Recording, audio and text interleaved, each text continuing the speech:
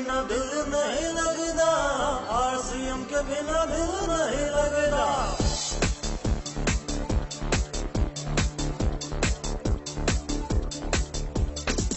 RCM के बिना दिल नहीं लगता, आरसीएम के बिना दिल नहीं लगता, आरसीएम के बिना दिल नहीं लगता, आरसीएम के बिना दिल नहीं लगता। इसकी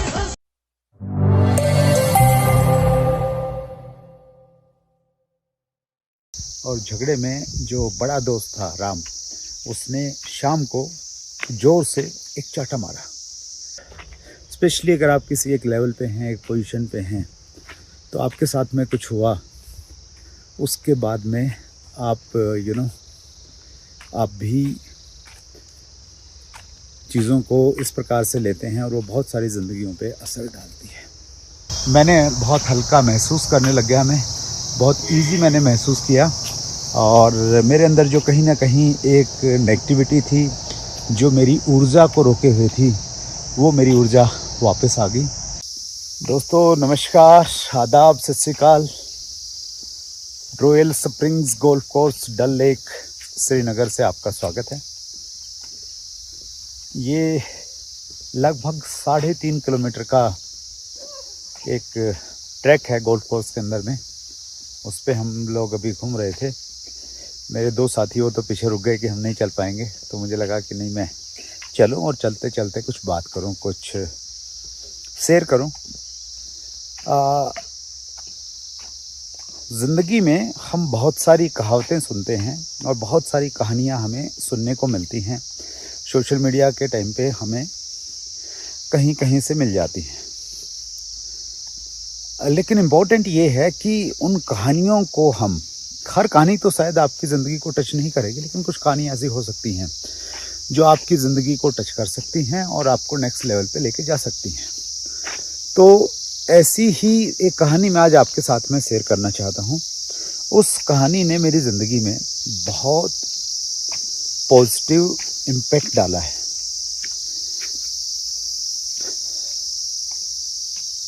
मेरे पिताजी बहुत स्पिरिचुअल हैं और उनके पास एक मासिक पत्रिका आती है, अखंड ज्योति। शांति कुंज हरिद्वार उसको पब्लिश करता है, और उसमें मैं ऐसे ही पिताजी के पास बैठा हुआ था और उनसे बात करते करते मैंने मैगजीन उठाई और उसका ऐसे ही उसके पन्ने पलटने लग गया। तो पन्ने पलटते पलटते एक जगह में रुका, एक कहानी थी, वो कहानी मैंने पढ़ी, और जैसे ही मैंने उस कहानी को पढ़ा, ऐसा लगा कि जैसे मेरे शरीर में एक करंट लगा है। हिला दिया उसने, मुझे सोचने पे मजबूर किया उस कहानी ने, और वो कहानी मेरी ज़िंदगी का एक बहुत महत्वपूर्ण हिस्सा बन गई। और मेरा ये मानना है कि आज मैं जो भी हूँ, अगर मैं सफलता की बातचीत करूँ, कुछ भी सफलता अगर मैं मानता हूँ, तो उसमें उस कहानी का एक बड़ा योगदान है, और वो कहानी मैं आपके साथ में शेयर करना चाहता हूँ। एक बार दो दोस्त थे, बच्चे थे, और प्रोग्राम बना कि चलो यार कहीं चलते हैं घूमने के लिए। घूमने के लिए गए। चूँकि बच्चे थे, झगड़ा हो गया दोनों में किसी बात को लेके, और जैसे ही दोनों में झगड़ा हुआ किसी बात को लेके,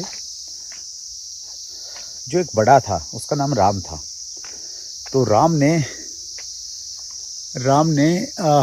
बहुत सुंदर सुंदर पेड़ हैं यहाँ पे, मैं दिखाने की कोशिश करता हूँ आपको। ये जो है एप्पल का पेड़ है मेरे सामने, इस पे एप्पल लगे हुए हैं बहुत खूबसूरत, राइट।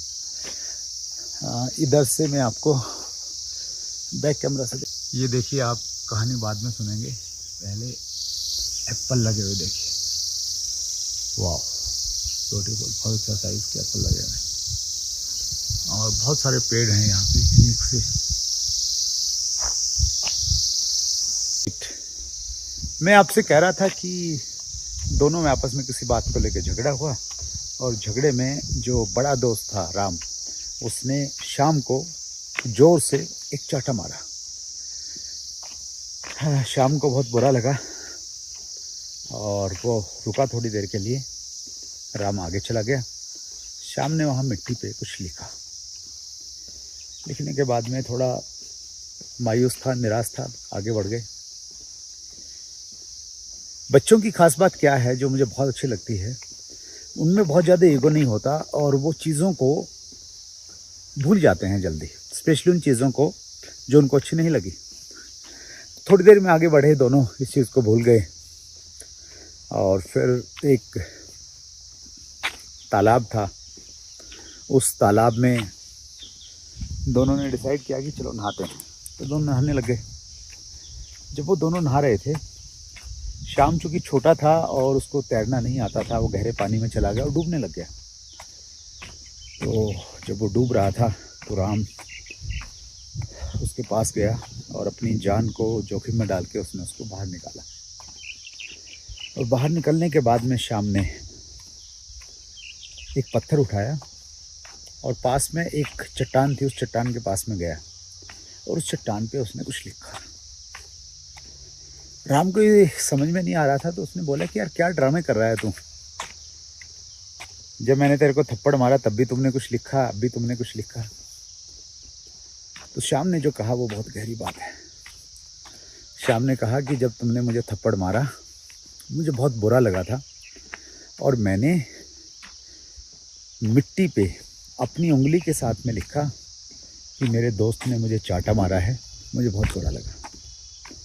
और चूंकि वो मिट्टी पे लिखा हुआ था, हवा आई होगी और वो कब का मिट गया होगा, लेकिन आज तुमने मेरी ज़िंदगी को बचाया है।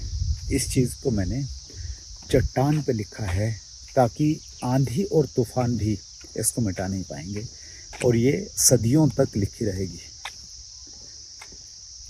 श्याम ने संदेश दिया कि अगर कोई व्यक्ति तुम्हें दुख पहुंचाए, किसी व्यक्ति की बात से अगर तुम्हें पीड़ा हो, दर्द हो, तो उसको हमें मिट्टी पे लिखना चाहिए ताकि थोड़ी देर के बाद में वो मिट जाए।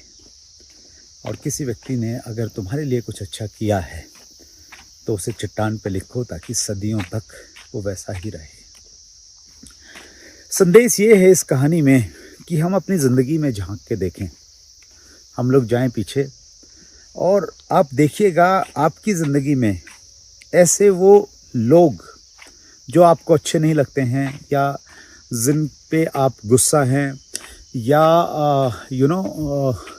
जिनको लेके आपको ये मानना है कि यार ये बहुत घटिया आदमी है, मेरे लिए अच्छा नहीं है, दुनिया के लिए होगा।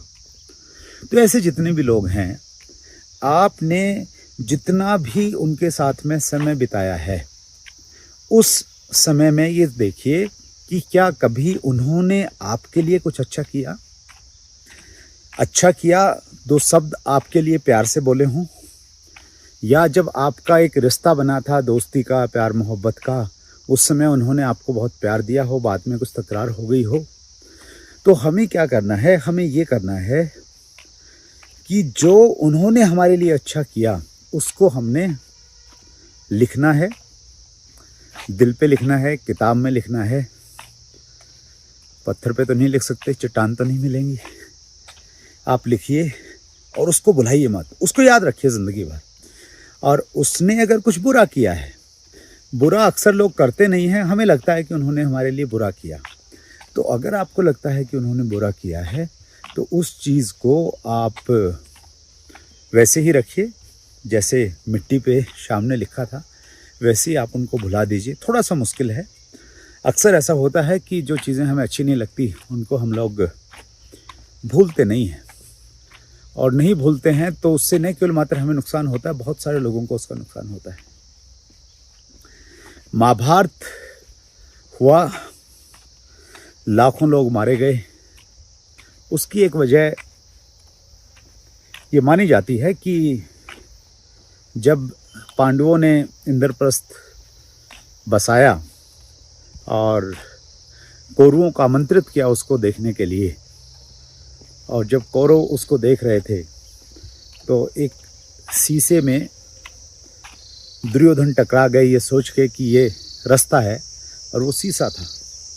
और जैसे ही उसने वो टकराए, द्रौपदी उसको देख रही थी ऊपर से, तो द्रौपदी हंसी, एक कुटिल हंसी द्रौपदी की थी। और ऐसा कहते हैं कि द्रौपदी ने एक व्यंग्य किया कि अंधे का पुत्र अंधा, और ये बात दुर्योधन कि दिल में बस गए। और जब जब भी वो उस लम्हे को याद करता था, वो उसको द्रौपदी को अपमानित करने के लिए प्रेरित करती थी। और उसी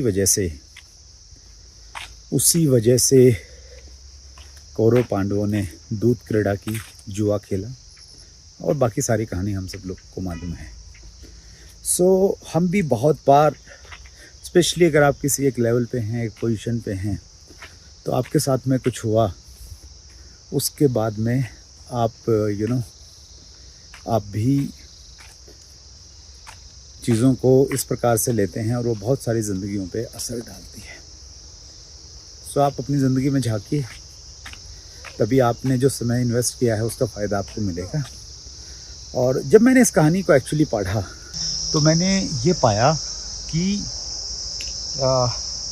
मेरी ज़िंदगी में वो लोग जिनको लेके मेरा ये मानना था कि उन्होंने मेरे लिए अच्छा नहीं किया, जब मैंने उनको देखा तो मैंने ये पाया कि उन्होंने मेरे लिए बहुत अच्छा किया। उनकी कोई एक बात, कोई एक घटना मेरे को परेशान किए जा रही है, इसलिए मैं मानता हूँ कि वो अच्छा आदमी नहीं है, लेकिन उन्होंने मेरे लिए बहुत अच्छा किया था। और उसके बाद में मैंने बहुत हल्का महसूस करने लग गया, मैं बहुत ईजी मैंने महसूस किया। और मेरे अंदर जो कहीं ना कहीं एक नेगेटिविटी थी, जो मेरी ऊर्जा को रोके हुए थी, वो मेरी ऊर्जा वापस आ गई। और मैं उम्मीद करता हूँ आप भी एक नई ऊर्जा के साथ ज़िंदगी में आगे बढ़ेंगे। आज के लिए इतना ही, बहुत बहुत धन्यवाद। अच्छा अगर आपको लगा तो शेयर जरूर कर दीजिए कुछ लोगों को।